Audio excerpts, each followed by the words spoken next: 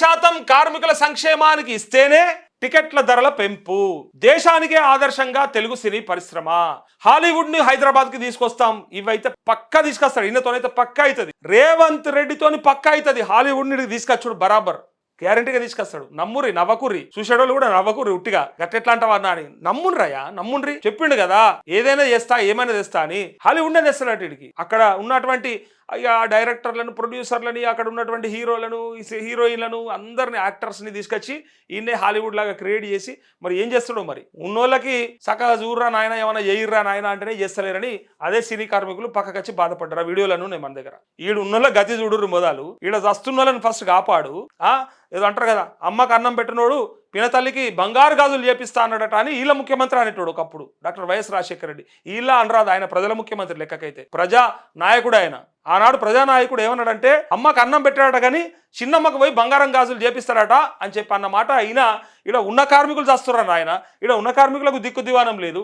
వాళ్ళకేమన్నా special ఇన్సెంటివ్సో, special అలవెన్సెసో, లేకపోతే ఇంకేమన్నా బీమాలో వాళ్ళకి ఇవ్వాల్సిన వదిలేసి ఇలా హాలీవుడ్ని తెచ్చిడ పెడతాడట. ఉన్నోని చంపుడు, బయట తెచ్చిపెట్టుడు. మంచిగా అలవాటు ఉంది వీళ్ళకి. ఎట్లాగో అది రాదు, ఇది పోదు. అది రాదిడికి, వీళ్ళు పోరు. అందుకే 7 దాడు ఉంటుంది. అవుతుంది అయినతో హాలీవుడ్ తెచ్చుడు. మొదలుగా 12,000 రైతు బంధు 15,000 చేయి, నమ్ముతారు. మొదలుగా ముసలమ్మలు ముసలాయలు ఎదురు చూస్తా ఉన్నారు. 2,000 4,000 చేయి, గది చేయి ఫస్ట్. ఆడపిల్లలకు స్కూటీ అన్నావు, తులం బంగారం అన్నావు, కళ్యాణ లక్ష్మి ఏడపోయిందో గదివి ఫస్ట్. గవి ఇచ్చినాక ఈ హాలీవుడ్లు తెచ్చుడు, బాలీవుడ్లు తెచ్చుడు. ఎవరికి అక్కడికి వచ్చినాయని హాలీవుడ్ బాలీవుడ్ ఉన్న సినిమాలే నడుస్తలేవని దిక్కులేక థియేటర్లు మూసుకొని చచ్చిపోతా ఉన్నారు. థియేటర్ ఓనర్లు ఏం చేయను తెలవక మొత్తం ఈగలు కొట్టుకుంటారు. ఇట్లా సినిమా థియేటర్లకు జనాలు వస్తలేరని చెప్పి గదిడిచి పెట్టి ఇలా ఈయన 20% ఒకవేళ వాళ్ళకి ఇస్తే నేను టికెట్ ధరలు పెంచుతాడు. ఈయన ఒకనాడు ముషర్రఫ్, ఇలా బుట్టో అనేది ఒక పదం ఉన్నది చూసిరా. ఇగో దానికి ఉదాహరణ నేను చూపిస్తాను మీకు. ఇక్కడనే మన దగ్గర నిన్న మాట్లాడినటువంటి ఆయన 2 మాటలు మన దగ్గర ఉన్నాయి, మీరు చూడుర్రి. ఒకనాడు అసెంబ్లీలో ఏమన్నాడు, ఆ తర్వాత నిన్న ఏమన్నాడో చూసినాక ఇక రేవంత్ రెడ్డిని నమ్మాలన్నా నమ్మద్దా మీరు డిసైడ్ గారి. నేను చూపించే కాడికి చూపిస్తాను, నాతో ఆయన కాడికి చెప్తా. నమ్మేటోడు నమ్మాలి, నమ్మనోడు మన కర్మ. కావాలంటే చూడుర్రి. ఇగో అసెంబ్లీలో ఏం మాట్లాడిండు, అల్లు అర్జున్ కు సంబంధించిన ఆ ఇన్సిడెంట్ జరిగింది కదా. ఏమన్నాడు ఆ రోజు, ఏమన్నాడు చూడుర్రి మీరు అసెంబ్లీలో. पिक्चर निकालो, पैसे कमाओ, सरकार से इंसेंटिव्स ले लो, सब्सिडीज ले लो, स्पेशल प्रिविलेज शूटिंग के लिए जो होना है वो मांगो। मगर किसी का हत्या होने के बाद, किसी का जान बचाने के बाद, किसी का जान लेने के बाद आज स्पेशल प्रिविलेज मांगे तो ये सरकार में नहीं मिलने वाले। मैं जब तक मैं कुर्सी में रहता हूं तब तक नहीं देता हूं। ఏమన్నాడు, జబ్ తక్ మై కుర్సీ మే రైతా హూ తబ్ తక్ మై నహీ దేతా హూ అన్నాడా? వినవడ్డదా మీకు? కరెక్ట్ వినవడ్డదా?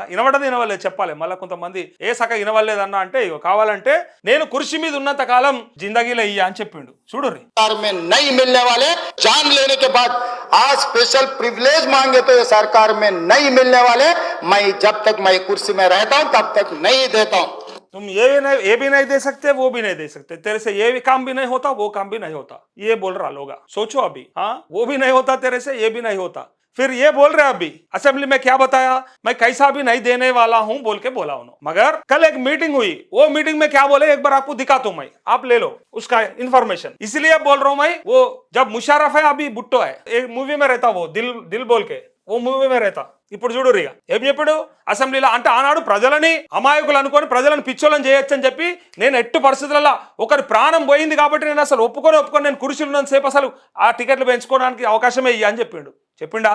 విన్నామా? సాక్ష్యం ఉందా? ఇప్పుడు చూడుర్రిగా నిన్న ఏం మాట్లాడిందో మీరు చూడుర్రి. సినిమా నిర్మాతలు, హీరోలు వాళ్ళ సినిమాల టికెట్ల ధరలు పెంచడానికి నా దగ్గరకు వస్తుంటారు. నేను నిర్మాతలకు చెప్పిన మరి పెంచిన దాంట్లో అంటే పెంచుకుంటా అని వాళ్ళు వస్తే పెంచిన దాంట్లో ఎవరికి ఇవ్వాలనో అని చెప్పి మళ్ళీ పెంచుకోవడానికి అవకాశం ఇస్తున్నా అని చెప్తుండే. ఇక చూడుర్రి ఎట్లా వచ్చింది చూడుర్రి మన కర్మ. నో అన్నోడు నో అన్నట్టు ఉండాలి, కుర్చీలో కూర్చున్న రోజులు నేను పెంచా అన్నట్టు ఉండాలి. మళ్ళీ ఇలా కార్మికుల సంక్షేమం కోసానికి ఏమన్నా మీరు కేటాయిస్తే ఇవ్వడానికి రెడీగా ఉన్నా అని చెప్తే కార్మికుల సంక్షేమానికి ప్రొడ్యూసర్లు ఇస్తారా? ఇగో ఈ పక్కన ఉన్న ప్రొడ్యూసర్ ఉన్నాడా? ఇగో ఈ ప్రొడ్యూసర్ ఉన్నాడు కదా, ఈయన పేరు దిల్ రాజు. ఈ దిల్ రాజు ఇలా సరే ఫిలిం డెవలప్మెంట్ కార్పొరేషన్ కి చైర్మన్ చేసి కూర్చోబెట్టిండు అనుకో. ఈయన దిల్ రాజు కాదు, దిల్లు లేని రాజు, దొంగరాజు. ఎందుకు దొంగరాజు అంటున్నా చెప్పాలనా? బలగం అని ఒక సినిమా వచ్చింది, మీ అందరికి యాదకుండాలి. బలగం సినిమా యాదకుందో వాళ్ళకన్నా. ఆ బలగంలా అల్లుడు నారాయణ క్యారెక్టర్ చేసిండు. ఎవరు? మన మురళీధర్ గౌడ్, ఐరేని మురళీధర్ గౌడ్. ఆయన మనకు డీజే టిల్లులో ఫాదర్ గా కూడా చేసాడు, చూసినాం. మొన్న సంక్రాంతికి వస్తున్నాంలో చూసినాం. అంతకుముందు డాకు మహారాజ్, ఇట్లా చాలా సినిమాలు ఉన్నాడు. వకీల్ సాబ్ ఇవన్నిట్లలో ఉన్నాడు. అయితే ఆ పర్సన్ ని ఇంటర్వ్యూ చేయడానికి నేను వెళ్ళిన. నేను యాక్చువల్గా ఇప్పుడు ఆయన ముందరేయడానికి కాదు, ఉన్నది చెప్పడానికి చెప్తా ఉన్నా. నారాయణని ఇంటర్వ్యూ చేయడానికి నేను బలగం సినిమా వచ్చిన కొత్తలో ఇంటర్వ్యూ చేసిన. ఆ ఇంటర్వ్యూలో ఆయన ఏం అడిగిన అంటే, మీకు రెమ్యునరేషన్ కూడా మంచిగా వచ్చి ఉంటుంది కదా, సినిమా కూడా బ్రహ్మాండంగా పోతుంది కదా, సో దీని ప్రకారంగా మీకు ఎంత ఇచ్చుంటారు అని అడిగిన. అంటే ఇక మీరు ఊహించండి అని అన్నాడు. నేను అనుకున్నా అబ్బా మంచిగానే వచ్చి ఉంటుంది, బాగానే ఇచ్చుంటారు అని ఎక్స్పెక్ట్ చేసిన.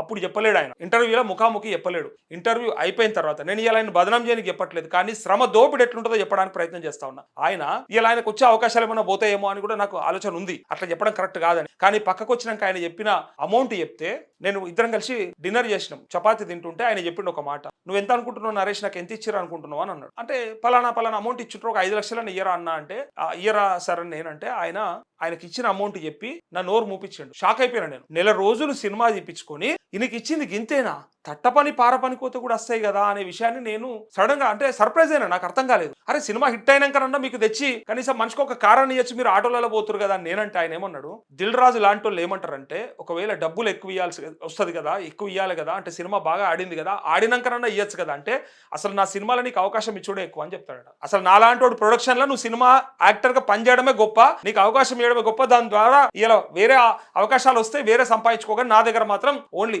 అంటే పేరున్నోడు దోపిడీకి ఎట్లా పడతాడు చూడు, శ్రమ దోపిడి. ఆయనకు పేరుంది కాబట్టి, దిల్ రాజుకి పేరుంది, ఆ ప్రొడక్షన్ కి పేరుంది కాబట్టి అందులో వేస్తే ఆ సినిమా హిట్ అయితే దాని ద్వారా వేరే అవకాశాలు వస్తాయని. అంతేగాని అక్కడ మాత్రం ఇయ్యాడు అన్నట్టు, అక్కడ మాత్రం దోచుకుంటాడు అన్నట్టు. ఈ శ్రమ దోపిడీ జరిగిన విషయం నాకు చెప్తే నాకు ఎంత బాధ అనిపించిందంటే, అరే అంకుల్ కనీసం ఇప్పుడు సినిమా హిట్ అయినాకన్నా మళ్ళా ఏమన్నా తెచ్చియచ్చు కదా అంటే, వాళ్ళు అట్లాంటి ఆలోచన చేయరు, పక్కా ప్యూర్ గా బిజినెస్ మైండెడ్ గానే ఉంటారని చెప్పారు. సో అలాంటోడు బలగం నారాయణ లాంటోళ్ళకే గింత అమౌంట్ ఇచ్చి సినిమా తీయించుకుంటే, వీళ్ళు ఈ ప్రొడ్యూసర్లు ఈ దొంగలని అంటా ఉన్నా అంటే, ఎందుకు అంటా ఉన్నా అంటే, కొంతమంది చేసే పని కొంతమంది ఇస్తుండొచ్చు, బాగా చూసుకున్న వాళ్ళు ఉండొచ్చు, తర్వాత కార్లు ఇచ్చిన వాళ్ళు ఉండొచ్చు, తర్వాత వాళ్ళకి సపోర్ట్ చేసిన వాళ్ళు ఉండొచ్చు. కానీ ఈ దొంగ గురించి నేను చెప్తా ఉన్నా. ఫిలిం డెవలప్మెంట్ కార్పొరేషన్ చైర్మన్ గా ఉండి ఈ దొంగ గాలతోని విపరీతంగా పని చేయించుకొని వాళ్ళకి ఇచ్చిన పేమెంట్ తక్కువ, పైగా ఇలా సంక్షేమానికి గనక మీరు పెడితే 20% గనక మీరు సంక్షేమానికి పెట్టేటట్టయితే నేను తప్పకుండా పెంచుతా అని చెప్తున్నాడు. అంటే మరి మొన్ననే కదా సిగ్గు లేకుండా అసెంబ్లీలో పెంచా నేను ఉన్నంతకాలం పెంచా అంటివి, జబ్ తక్ మై కుర్సీ మే బైఠతాం తబ్ తక్ మై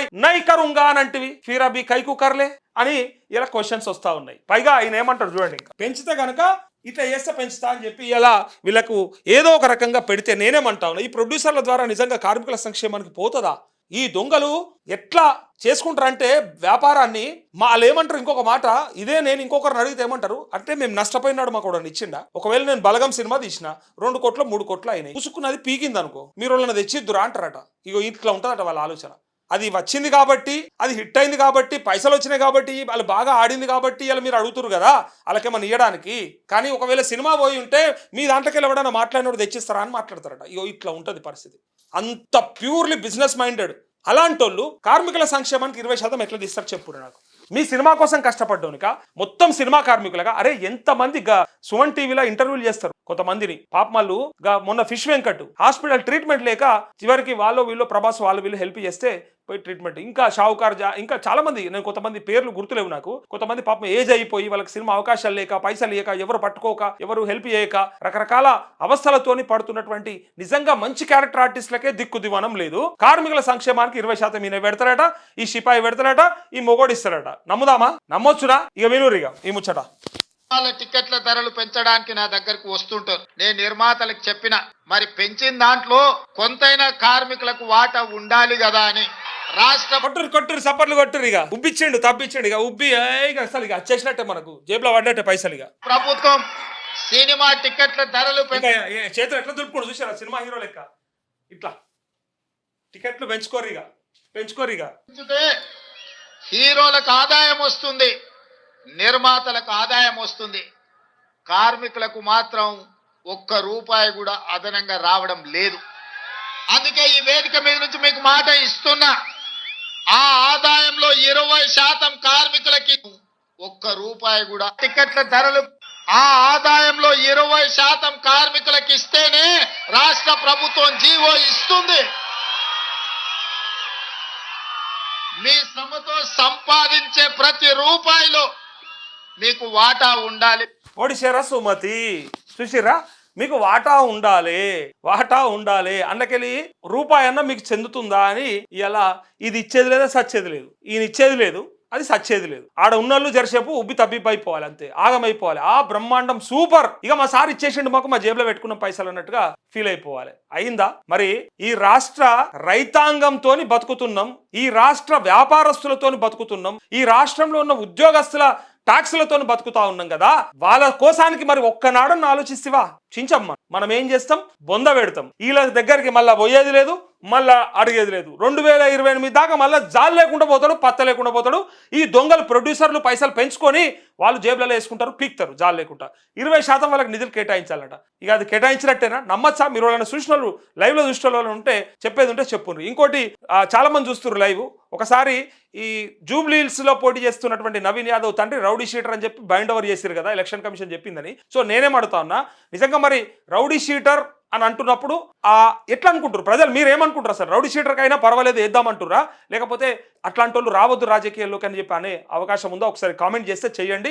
లైవ్ లో చాలా మంది చూస్తారు కాబట్టి మీరు చెప్పండి, ఎందుకంటే అది కూడా ఒక పోల్ పెట్టుకుందాం. మీరు చెప్తే నా కామెంట్లు కూడా చదువుతా, అట్లాంటి వాళ్ళకి ఇద్దామా అనే విషయాన్ని. అయితే ఈయన చెప్పిన దానిగా ఖుషి అయిపోయారు. ఇక ఖుషి అయినాక ఇంకొక ముచ్చట అన్నాడు, ఇక చల్లగా ఒక మాట జారిడిచిండు. చూడుర్రి, ఇప్పుడు సంతోషంగా చెప్పిండు, ఇచ్చేస్తాం మీకు అని ఇట్లా చేతులు ఇట్లా అనుకుంటా 20% బెస్ట్ గా మీరు ఎంజాయ్ చేయపోరు అన్నాడు. మరి అదే రేవంత్ రెడ్డి అక్కడే ఇంకొక మాట అన్నాడు. ఇది విన్నాక సపడే కాడికే జాలి లేకుండా వీకిరు. చూడుర్రి ఇక ఏమన్నాడు చూడుర్రి. అసలు ఫస్ట్ మీటింగే ఫెయిల్ అట, కుర్చీలే ఖాళీ ఉన్నాయట.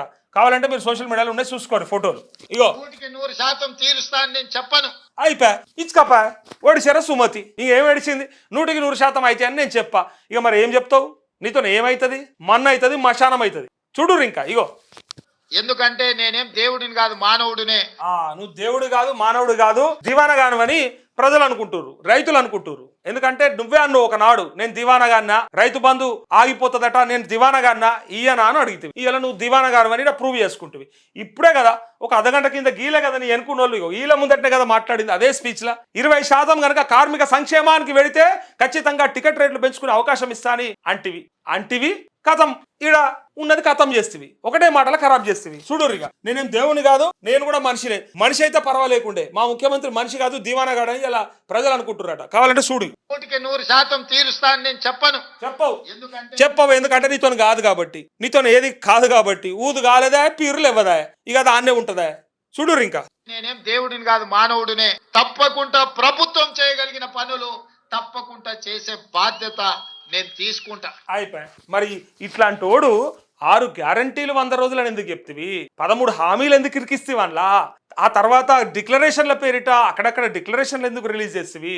అంతా అయిపోయినాక 420 హామీలతో ఒక మేనిఫెస్టో ఎందుకు పెడుతుంది? మీరు దేవుళ్లే కాకపోయా, మీతో కానే కాకపోయా, మీరు అసలు ఒట్టోళ్ళే అని చెప్తారు, మాతో ఏం కాదని చెప్తారు. మరి కానప్పుడు ఎందుకు పెట్టిరా? అవన్నీ పీకనికి పెట్టిరా అని ప్రజలు అడుగుతారు. ఏం చెప్తారో వాళ్ళకి సమాధానం చెప్పుర్రి. మరి అలాంటప్పుడు ఏం చేయలేనప్పుడు, నేను దేవుణ్ణి కాదు అన్నప్పుడు, మానవ మాతృని అన్నప్పుడు మరి హామీలు ఎందుకు ఇస్తున్నావా?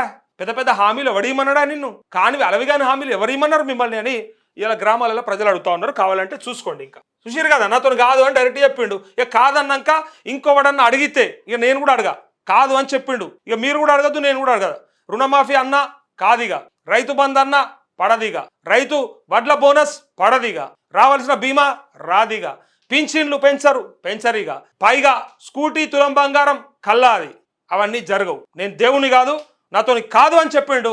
నేను చేయలేను. మొన్ననేమో కేసీఆర్ మీద పెట్టిండు, కేసీఆర్ నాశనం చేసిపోయిండు అని. నిన్ననేమో నిజంగా మనకు అప్పు పుడతలేదని చెప్పిండు. ఒకసారేమో కేసీఆర్ ఖరాబ్ చేయడం వల్ల చేయలేకపోతున్నా అన్నాడు.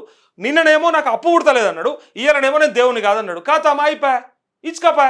ఏమైనా ఉన్నది ఇంకా వీళ్ళు చేసేది ఇక మన్ను మశానం. ఇక డైరెక్ట్ చెప్తా ఉన్నారు కదా, వాళ్ళే చెప్తారు కదా, వాళ్ళే ఒప్పుకుంటారు మాతో కాదు అని చెప్పి.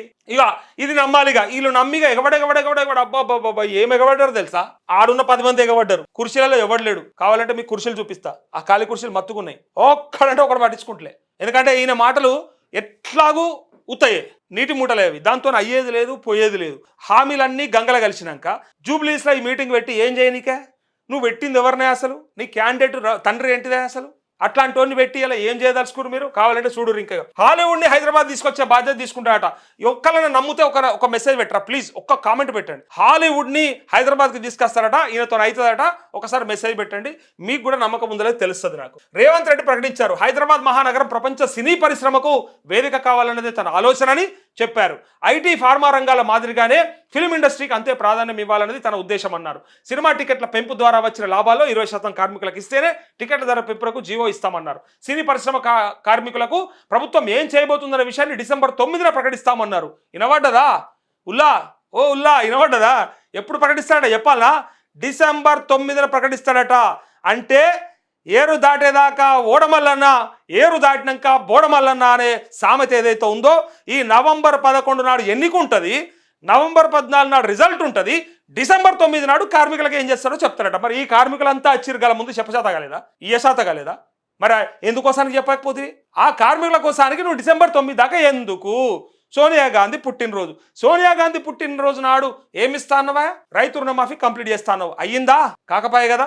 మరి ఇది ఎట్లయితుంది? ఇది ఎట్లా నమ్ము అంటావు? సినిమా కార్మికులను నువ్వు పట్టించుకుంటావు. ఓట్లున్నాయి కాబట్టి ఈ దొంగ అయ్యాల ఇడికి వచ్చిందని చెప్పి ఆడ పక్క పంటి ఎంత మాట్లాడుకూడదు తెలుసా? నేను విన్నా అవన్నీ. అంతకంటే ముందు జూబ్లీహిల్స్ యాదికి రాలేదా? అంతకంటే ముందు ఈ నియోజకవర్గం యాదికి లేదా? మాగంటి గోపీనాథ్ ఎమ్మెల్యేగా ఉన్ననాడు మరి ఎందుకో రాకపోతివి, మరి సమస్యలు ఎందుకో తీర్చకపోతివి. పైగా ఇలా కార్మికుల కోసానికి వచ్చి కార్మికుల ఓట్లు అడిగి కార్మికులకు అన్ని చెప్పి డిసెంబర్ 9 నాడు ప్రకటిస్తా అని చెప్తావు. బిడ్డ డిసెంబర్ 9 నాడైతే ప్రకటించకపో, డిసెంబర్ 9 నాడైతే ఏమి ఇయ్యకపో, అప్పుడు మాట్లాడతాం. అంటే ఇలా ఓట్ల కోసానికి ఇవన్నీ చెప్తావు. అప్పుడు కదా ప్రజలని ఓట్ల కోసానికి నమ్మించి వంచిస్తే అధికారంలోకి ఎక్కినాక ఇలా ఎట్లయితే నువ్వు బొంద పెట్టినవో అందరినీ, వీళ్ళకు ఆ బొందలు కనబడతలేవా? అర్థం అయితలేదా? తెలుస్తలేదా అని అంటా ఉన్నారు. కావాలంటే ఇక్కడ చూడండి, డిసెంబర్ 9 నాడు ప్రకటిస్తాడట. మంగళవారం సినీ కార్మికుల సమాఖ్య ఆధ్వర్యంలో యూసుఫ్గూడ పోలీస్ గ్రౌండ్స్ లో సీఎం రేవంత్ రెడ్డికి సన్మాన సభ జరిగింది. ఈ సందర్భంగా ముఖ్యమంత్రి మాట్లాడారు. మహాభారతంలో అనేక క్యారెక్టర్లు ఉన్నాయని, తనకు నచ్చిన క్యారెక్టర్ కర్ణుడు అని మిత్రుడి కోసం ప్రాణాలను సైతం వదిలాడని వివరించారు. మిత్ర ధర్మంగా సినీ కార్మికుల సమస్యలు పరిష్కరించే బాధ్యత తీసుకుంటారని ప్రకటించారు. దేశానికి ఆదర్శంగా తెలుగు సినీ పరిశ్రమను తీర్చిదిద్దామని ప్రకటించారు. సినీ కార్మికుల కోసం వెల్ఫేర్ ఫండ్ ఏర్పాటు చేసి ప్రభుత్వం తరపున 10 కోట్లు డిపాజిట్ చేస్తామన్నారు. ప్రభుత్వం తరపున చేయగలిగిన పనులన్నీ చేస్తారట. ఇగో త్వరలోనే సినీ కార్మికులకు ఇళ్ల స్థలాలు ఇస్తామన్నారు. ఇచ్చిండ్రా ఇళ్ల స్థలాలు? అంతకంటే ముందు ఇస్తా అని చెప్పి నువ్వు వచ్చినాయా? చూడుర్రి. ఇంకా అంతకంటే ముందు ఒక సాక్ష్యం ఉంది నా దగ్గర. ఆనాడు ఏమన్నాడు తెలుసా? సినీ పరిశ్రమలో పనిచేస్తున్నటువంటి కార్మికుల కోసానికి ఎట్టి పరిస్థితుల ఇగో ఎట్లా మాట్లాడి చూడు. కృష్ణానగర్ లో మొత్తం సినిమాకి సంబంధించిన వాళ్ళే ఉంటారు. సూరభి నాటకాలు వేసేవాళ్ళు, సినిమాలో చిత్రసీమలో ఎక్స్ట్రా క్యారెక్టర్స్ అంటారు. ఏమంటారు వాళ్ళను? ఎక్స్ట్రా అంటే ఎక్స్ట్రా ప్లే, జూనియర్ ఆర్టిస్టులని ఎట్లా అవమానం చేస్తుండ్రు చూడండి. జూనియర్ ఆర్టిస్టులు కృష్ణానగర్ లో ఉంటారు. ఇన్నరా? కృష్ణానగర్ లో మొత్తం ఇగో జూనియర్ సంబంధించిన వాళ్ళే ఉంటారు. సూరభి వాళ్ళని ఎట్లా అవమానం చేసిండ్రు రోజు. చిత్రసీమలో ఎక్స్ట్రా క్యారెక్టర్స్ అంటారు. ఏమంటారు వాళ్ళను? జూనియర్ ఆర్టిస్టులు కృష్ణానగర్ లో ఉంటారు. చూసిరా? జూనియర్ ఆర్టిస్టుల గురించి ఇంత చులకనగా మాట్లాడినటువంటి రేవంత్ రెడ్డి ఇలా వాళ్ళ సంక్షేమం కోసానికి నేను ఖచ్చితంగా పాటు పడతా, 9వ తారీఖు నాడు వాళ్ళకు హామీలు ఇస్తా అని చెప్తుండంటే ఎట్లా నమ్మమంటారు చెప్పుండ్రి. ఇక మీకు ఇక ఫోటోలు ఉదాహరణలు అయితే దునియా ఉన్నాయి. ఇగో ఈ ఫోటోలు పంపు నాకు. కానీ ఆడ కుర్చీలు ఖాళీ ఉన్న పరిస్థితిని నేను మీకు చూపిస్తా, కావాలంటే చూడుర్రి. ఎందుకంటే కొంతమంది నమ్మరు. ఎంత పెద్ద మీటింగ్ అయిందో, ఎంత గొప్పగా అయిందో, ఎంత మంచిగా అయిందో అని చెప్పి అనుకుంటారు కదా. ఒకసారి చూడుర్రి, మీకు తెలుస్తుంది. సో ఆనాడు కృష్ణానగర్లో ఉన్నటువంటి వాళ్ళ గురించి చులకనగా మాట్లాడి ఇలా వాళ్ళ ఓట్ల కోసానికి పోయి ఆడ నిలబడి ఇలా ఎట్లా మాట్లాడిండో చూడుండ్రి, ఎంత దారుణంగా మాట్లాడిండో చూడుండ్రి. వాళ్ళకి ఇది చేస్తా అది చేస్తా అని ఇప్పుడు నమ్మబలిగితే వాళ్ళు ఎట్లా ఊరుకుంటారు చెప్పుండ్రి. మరి నిజంగా గతంలో ఇస్తా అని చెప్పి మరి ఇప్పటిదాకా ఇయ్యలేదు, మరి ఇలా కొత్తగా చెప్తున్నావు, మళ్ళీ ఎట్లా నమ్మమంటావు చెప్పు? మళ్ళీ ఎట్లా నమ్మమంటావు? ఆ రోజు ఇస్తా అని చెప్పి నమ్మించి సంవత్సరం అయిపోతా ఉంది, ఇప్పటిదాకా పత్తలేవు, మళ్ళీ ఇప్పుడు ఇస్తా అంటే వీళ్ళని ఎట్లా నమ్మాలి రేవంత్ రెడ్డి? ఒక కారణం ఒకటి ప్రజలే తెలుసుకోవాలి. ఇది ఇక ఇంకా అక్కడికి వచ్చిన వాళ్ళు పక్క పంటోళ్ళు ఎన్ని మాటలు అన్నారు, ఏమన్నారు అవన్నీ మనం చూసినాం. ఇంకా మీకు చూపిస్తాను నేను. ఇలా చాలా ఉంది సరంజామా మన ద్వారా. మీరు ఎంత చూడాలంటే అంత చూడన్నది. ఇక చెప్తే రామాయణం రాస్తే భారతం అన్నట్టు ఉన్నది ఇలా కథ అంతా. చూడుర్రి. ఇంకా వాళ్ళ గురించి మాట్లాడిన మాటలు ఇలా చేయకుండా ఓట్ల కోసానికి వచ్చి ఇలా చేస్తుంటే మరి ఆ దొంగను గుర్తుపడతారా లేదా అనేది ఇలా చాలా మంది సోషల్ మీడియాలో మాట్లాడుతున్నారు. కావాలంటే చూడుర్రి. సినీ నటుడు ప్రభాకర్ రెడ్డి తన సొంత స్థలం 10 ఎకరాలను సినీ కార్మికులకు ఇచ్చారు. ఓకే, ఇచ్చారు. కాంగ్రెస్ ప్రభుత్వం 67 ఎకరాలను కేటాయించి చిత్రపూర్ కాలంలో నిర్మించింది. సినీ పరిశ్రమను ప్రోత్సహించాలనే ఉద్దేశంతో చౌకగా భూమిని కేటాయించింది. ఓకే, ఇగో అలా ఏమన్నారు చూడు. ఇగో సినీ కార్మికుల మాటలు మీరు. ఇగో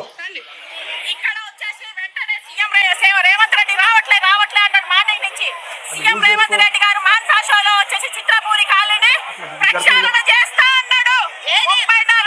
34 నెంబర్లో పెట్టాడు. చూడండి అందరూ.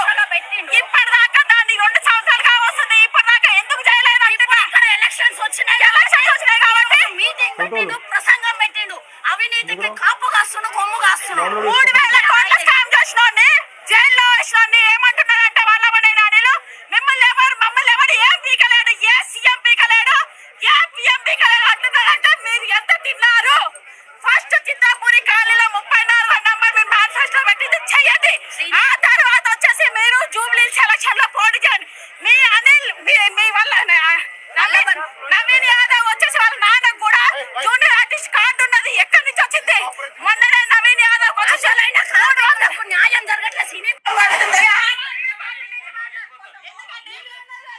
విన్నారా? సరిపోతాయా ఉదాహరణలు? ఇంకేమైనా కావాలంటే ఇంకా ఒకసారి ఇగో నిన్న మీటింగ్ జరిగిన విధానంలో అక్కడ ఫోటోలు చూపిస్తానండి మీకు. ఇగో చూడుర్రి, ఇగో ఫోటోలు చూడుర్రి, ఈ కుర్చీలు చూడుర్రి, ఫోటోలు చూడుర్రి. నేనేదో క్రియేట్ చేయలేదు, కావాలంటే ఇక్కడ చూడుర్రి. ఇగో ఫుల్ సక్సెస్ అయింది మీటింగ్. అబ్బాబాబా ఏం సక్సెస్ అయింది, ఏం ఎగబడ్డారు సినీ కార్మికులు, అంత ఎగబడ్డారు. మాకేమన్నా తెస్తారు రేవంత్ అన్న అని. తెచ్చాడా? చూసిరా ఫోటోలు? ఉన్నారా ఎవరన్నా? ఎట్లయింది పరిస్థితి? ఎందుకంటే నీ దొంగ మాటలు అన్ని కూడా ప్రజలు గుర్తెరిగిపోయినారు, అర్థం చేసుకున్నారు. చూసిరు కదా, ఇది మన మీటింగ్ పరిస్థితి. ఇక ఓట్లు ఎట్లా పడతాయి, ఇక సీట్లు ఎట్లా వస్తాయి, భవిష్యత్తులో మన పరిస్థితి ఏందో కళ్ళకు కట్టినట్టు కనిపిస్తా ఉంది. కావాలంటే ఇక్కడ చూడుండ్రి. ఇది ఒక ముచ్చట. ఇక సినీ పరిశ్రమ కార్మికుల కోసానికి పాటుపడతా అన్నాడు రేవంత్ అన్న ఎవడన్నా పోయి ఓట్లు వేయనీకి గుద్దనీకి తయారైతే ఇక రేపు పొద్దుగల దాని రిజల్ట్ చూస్తారు. సంవత్సరం అయిపోయింది, 2 ఏళ్ళు అయిపోయిందని చెప్పి చిత్రపురి కాలనీ లేఅవుట్ గురించి మాట్లాడుతూ ఉంది ఒక మహిళ, సినీ ఆర్టిస్ట్, జూనియర్ ఆర్టిస్ట్. ఆ జూనియర్ ఆర్టిస్ట్లని ఇచ్చిపెట్టేసి, అంటే చేయకుండా, వాళ్ళకి ఇవ్వాల్సినటువంటి ఇళ్ల స్థలాలు ఇవ్వకుండా అవన్నిటిని కూడా అట్నే పెండింగ్లో పెట్టి చేస్తా అని చెప్పి 2 ఏళ్ల నుంచి పత్త లేకుండా ఇయ్యాలపై చేస్తా అని చెప్పుకొని మీదికెళ్ళి జూనియర్ ఆర్టిస్టులని అవమానకరంగా మాట్లాడినటువంటి రేవంత్ రెడ్డి, ఆడ ఉంటారు సురభి నాట్య మండలిలా లేకపోతే ఆ కళాకారులు అని ఏదో దాన్ని వెరైటీగా చెప్పిండు ఆ రోజు. అది కూడా వినిపించాను మీకు. అంటే వీళ్ళని వాళ్ళతో పోలుస్తూ, జూనియర్ ఆర్టిస్టులతో పోలుస్తూ చీప్ గా మాట్లాడినటువంటి రేవంత్ రెడ్డికి మరి వీళ్ళంతా సినీ కార్మికులంతా కూడా ఓట్లేస్తారా వేయరా అనేది మీ అందరికీ తెలుసు. చూస్తున్న వాళ్ళకి కూడా ఒక అవగాహనకు వచ్చి ఉంటారు.